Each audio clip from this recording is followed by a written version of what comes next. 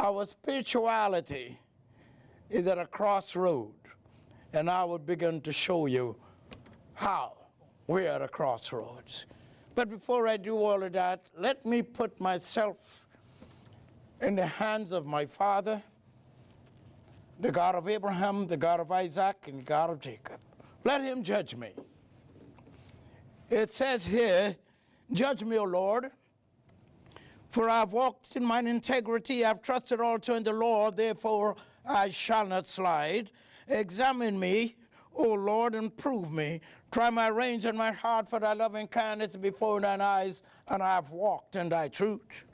I have not sat with bold persons, neither will I go in with dissemblers. I have hated a congregation of evildoers, and will not sit with the wicked. I will wash my hands in innocency, so will I compass thine altar, O Lord, that I may publish with the voice of thanksgiving and tell of all thy wondrous works. Lord, I have loved the habitation of thy house, and the place where thine honor dwelleth. Gather not my soul with sinners, nor my life with bloody men, in whose hands is mischief, and their right hand is full of bribes. But as for me, I will walk in my integrity. Redeem me, and be merciful unto me. My foot standeth in an even place, and in the congregation will I bless the Lord. If we so much like to praise God, why can't we look for the truth that stare you in the face? This is the truth. Why?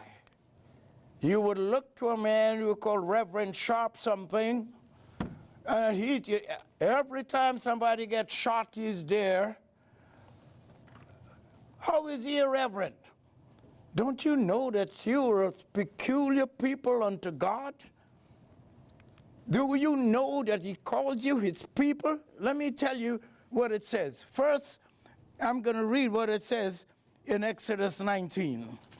It says here in the 3rd verse, and Moses went up unto God, and the Lord called unto him out to the mountain, saying, thus shalt thou say in the house of Jacob, and tell the children of Israel, you have seen what I did unto the Egyptians. Sorry, the Egyptians were black, and so were Africans.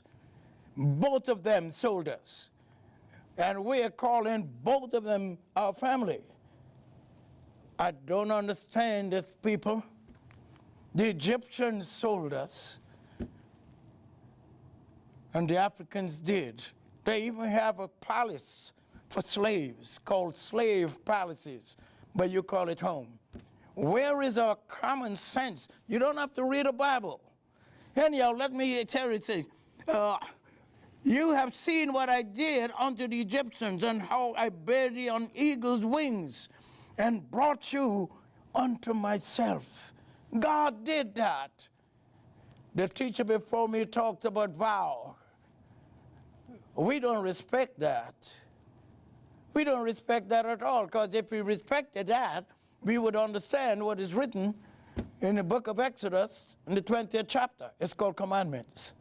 And we don't attend to that at all. But the 5th verse says, now therefore, if you will obey my voice, that's the important thing. If you will obey my voice indeed and keep my covenant, which is an agreement, that ye shall be a peculiar treasure. A peculiar treasure unto me above all people in the face of the earth. We're not. We're at the bottom of the list for this world. You're going to have the refugees going to come here, and you've been here long before the refugees, but they're going to have places where you're going to have to go and ask them for a job. You don't think, why?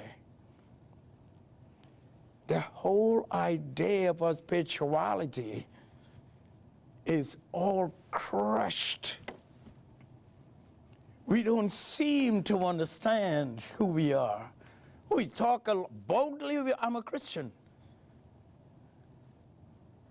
I don't understand that. Everybody, God look after them. Trust me. The Christian God look after them. The Chinese God look after them. See, China wants the whole world now. And they're all together. They're not divided. There is an anniversary right now for another set of people. Where's yours? You follow every single soul and you don't have your own. It says here in James, first I'm read 1 Peter 2, but ye are a chosen generation, a royal priesthood, and holy nation, a peculiar people, that ye should shew forth the praises of him. We don't do that. Who had called you out of darkness into his marvelous light. We do not do that. We stay in the darkness. It's everywhere we can read, and I'm trying to read what it says in the books that you read. Even I'm not going to even go to the book of Psalms. I'm not going to go to 147 because I know that you know it. But that's not my lesson. I just thinking about, they look like me. They kill each other because they have no foundation. They have nothing to look forward to. Why would you go to see a person look like you and you take a gun and shoot them and you see the blood and they're falling on the ground, they can't move? What kind of a heart you have? You have a Christian heart. That's what you have. Because you cannot understand. These are the things that you shouldn't do. These are the things you should supposed to be together all the time. Togetherness is what gives us strength. But we cannot seem to understand that.